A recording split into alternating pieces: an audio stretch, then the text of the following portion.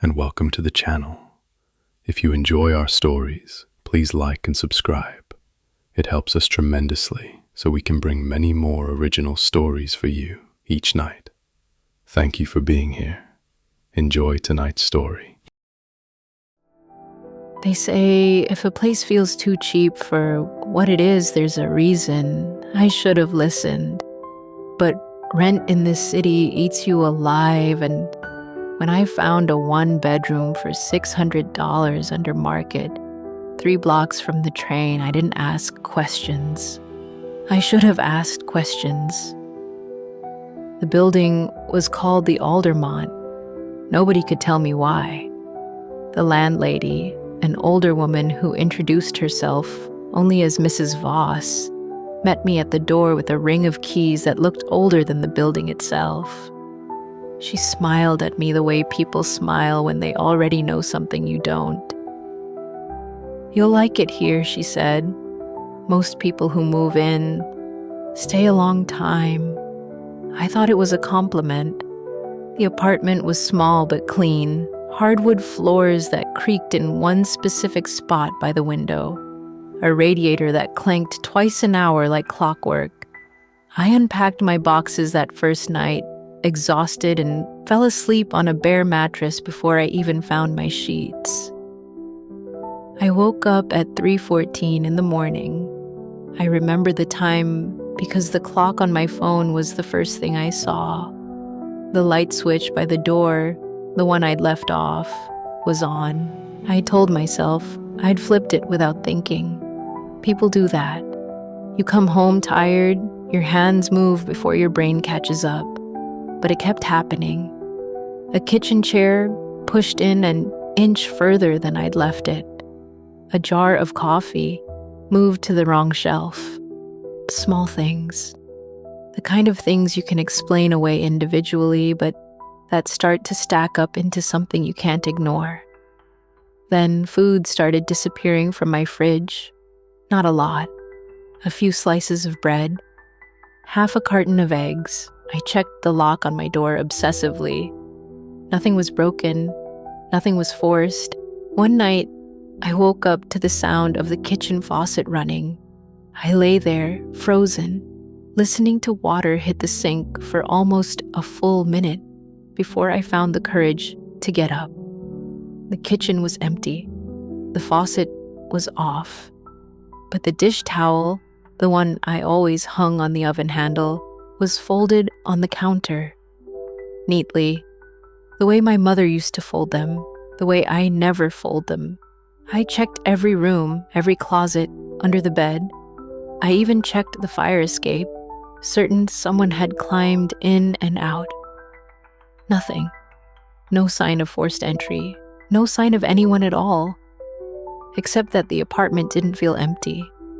It felt like I'd walked in half a second too late to catch someone leaving. 3 weeks in, I found an envelope in my mailbox. No stamp, no postmark that made sense. The date stamped on it was from 4 years earlier, long before I signed my lease. It was addressed to me. My name, spelled exactly the way I spell it, with the middle initial I never give out. Inside was a single sheet of paper with a grocery list in my own handwriting. Coffee, eggs, bread, the exact things that had been disappearing from my fridge. I sat on my kitchen floor for a long time that night, staring at that piece of paper, trying to find any explanation that wasn't the one crawling up the back of my neck. I went down to the landlady's unit the next morning. I wanted answers. I wanted to know who had lived here before me, who still had a key, who was playing this game. Mrs. Voss opened the door before I even knocked, like she'd been standing there waiting. "You found the letter," she said. Not a question. I asked her what was happening to me. She just looked at me with something that might have been pity. "You already know," she said. "You've known since the first night. You just haven't let yourself remember." She gave me a small porcelain doll from a shelf by her door, old, chipped, dressed in a faded blue dress, and told me to keep it somewhere I'd see it every day. "It'll help you remember faster," she said, and closed the door before I could ask what that meant. I didn't sleep that night. I sat up watching the door, the doll on my nightstand where I could see it, certain I was losing my mind. At 3:14 a.m., the exact time I'd woken up on my very first night, the light switch by the door flicked on by itself. I watched it happen. Nobody touched it. It just turned. And then I heard footsteps in my kitchen. Slow, deliberate, not sneaking, moving through the space like they belonged there. I got up, shaking, and walked toward the sound. I passed the hallway mirror on the way to the kitchen, and for just a moment, less than a second, my reflection didn't move when I did. It stood there, facing the kitchen, a half step behind where I actually was. Then it caught up, snapped into sync like nothing had happened. I told myself I imagined it. I kept walking. The kitchen was empty. The dish towel was folded on the counter again. I found a box in the hallway closet I didn't remember packing. Old photographs, my photographs, but of a version of this apartment I didn't recognize. Different furniture, different curtains, but unmistakably these four walls.